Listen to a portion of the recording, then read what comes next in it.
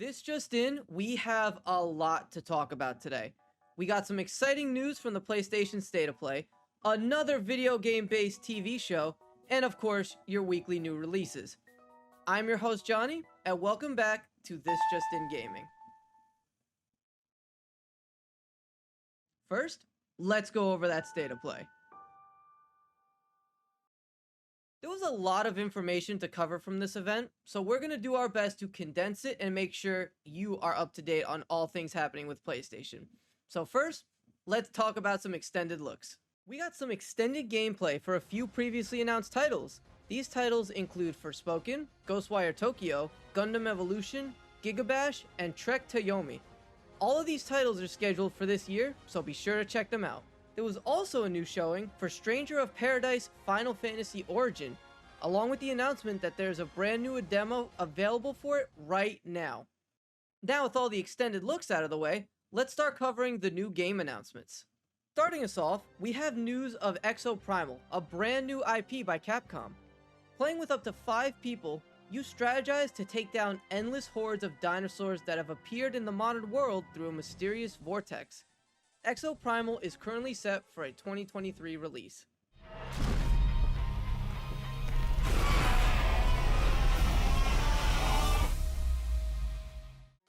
I really feel for those fans that saw the dinosaur appear on the screen next to Capcom and immediately tweeted Dino Crisis Remake, only to have to take down the tweet like 5 minutes later because Exoprimal came up instead. But hopefully this game is just as good, if not better, as Dino Crisis. Next on the list is Teenage Mutant Ninja Turtles, the Cowabunga Collection, a collection of 13 classic titles from the TMNT video game series. Aside from new HD textures, this collection adds features like online co-op play to some titles, boss rush and challenge modes, and other additional content to bring these games to the modern era. This collection is scheduled to release this year. Who would have thought we'd get a fighting game based on JoJo's Bizarre Adventure? JoJo's Bizarre Adventure All-Star Battle R is a fighting game based on the All-Star Battle fighting system from 2013, with a twist based on the anime. This entry features new adjustments to the fighting tempo and the addition of hit stops and jump dashes when compared to the last title. And for JoJo fans, you can expect that classic art style and a roster of 50 characters spanning across all arcs of the anime. Take on the role of some of your favorite characters when JoJo's Bizarre Adventure All-Star Battle R releases this fall. For all you fans of Returnal, get hyped for some new and free additional content coming to the game. Available this month, players can expect a free update to the game that will feature a new co-op mode. Looking for more solo experiences? Battle your way through the Tower of Sisyphus, an endless tower filled with new items, a new boss, and more narrative content to further expand the story. Return to the role of Celine when this content drops this month. To close off the event, Square Enix announced not one, but 2 brand new games. The first, the Diofield Chronicles. This is a new tactics RPG featuring a new strategic real-time battle system. You command the Blue Fox mercenaries as they work towards signifying hope during a dark time of war within the Rotail mainlands. Will they succeed, or will they signify a dark tragedy? Find out when the Diofield Chronicles releases this year. That's right. All the more reason to avoid bloodshed.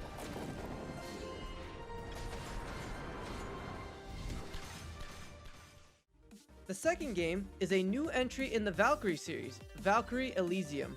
Taking place in the distant past where Ragnarok looms overhead amongst the realms, you play as Valkyrie in this fast-paced action RPG where an epic story unfolds filled with beautiful environments. Be prepared to save the realms from the end times when Valkyrie Elysium releases this year.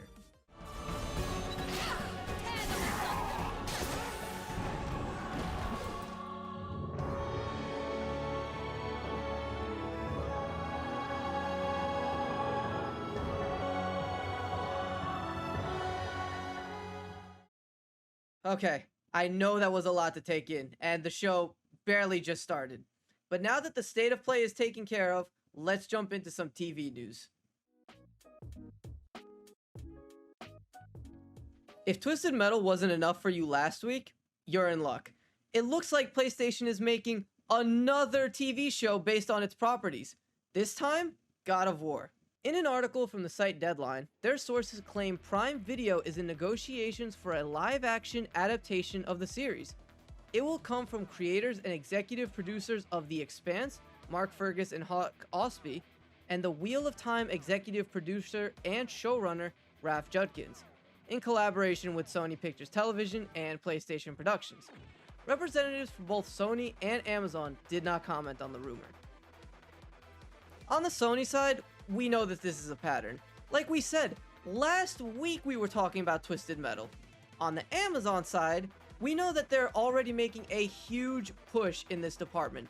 Just last month, they closed a deal with DJ2 Entertainment that will help develop TV series based around gaming properties. We can already see this deal coming to fruition, with announcements of the development of series based on both Fallout and Mass Effect, and now of course God of War. God of War is also an interesting choice when it comes to this medium. The game series has been around for roughly 15 years, with its 8th entry on the way in the form of God of War Ragnarok.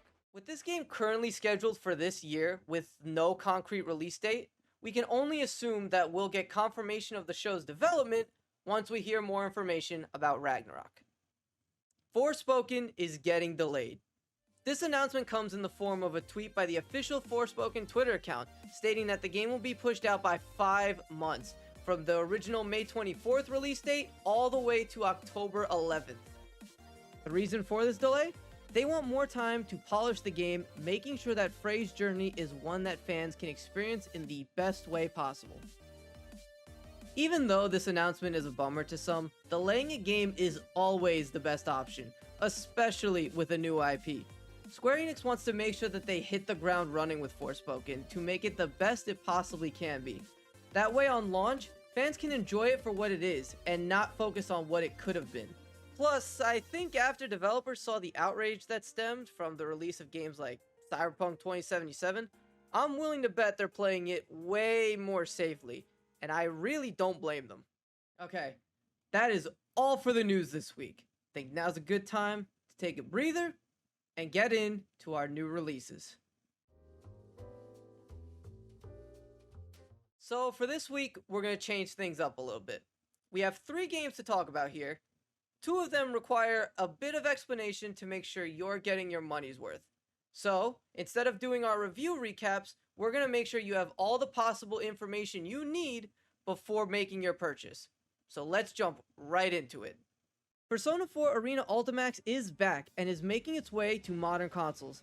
In this fighting game, you choose from a roster of 21 characters, featuring classic characters like Yu Narukami, Chie Sananaka, and even Teddy.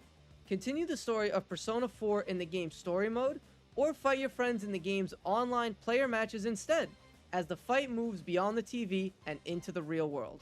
A few disclaimers to mention. There are some differences between each platform, even if they're not that obvious. The PlayStation 4 version is by far the best way to experience this game. It is the only platform that has lobby mode, one of the 3 main multiplayer modes, and it will feature rollback netcode when it is implemented later this year. The PC version will also have rollback netcode, however, it will not have lobby mode. The Switch version is arguably the worst way to play this title. While it may be nice to have the option to play it on the go, you'll be missing out on both rollback netcode and lobby mode. Alice has not stated why there are some differences between each platform, however, it is important to keep in mind before purchasing. Regardless on how you decide to re-experience this classic, you can when Persona 4 Arena Ultimax launches on March 17th for Nintendo Switch, PlayStation 4, and PC. GTA 5 is back again. What feels like a generation tradition now, GTA 5 is being re-released for next generation consoles. Now, this is a almost 10-year-old game, so we're not going to get into the specifics of everything.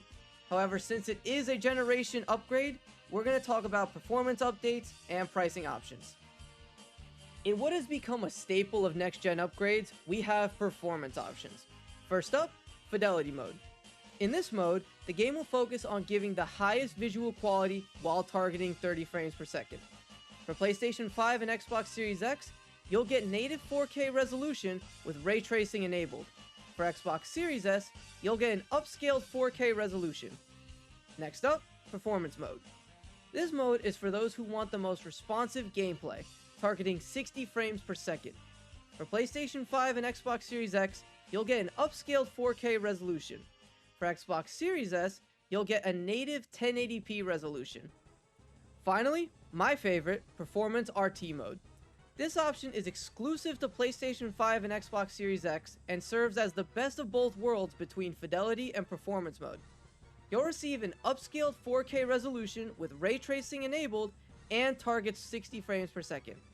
And of course, all these modes will include enhancements like faster load times, increased population and traffic variety, improved lighting quality, and more. Now, let's talk about pricing. Now, I'm gonna do my best to break this down because it is a lot to take in. So let's get into it. GTA 5 on PlayStation 5 will cost $40. For the first 3 months after its release, it will only cost $10. The standalone version of GTA Online, GTA 5's multiplayer mode, will be completely free to play within the first 3 months.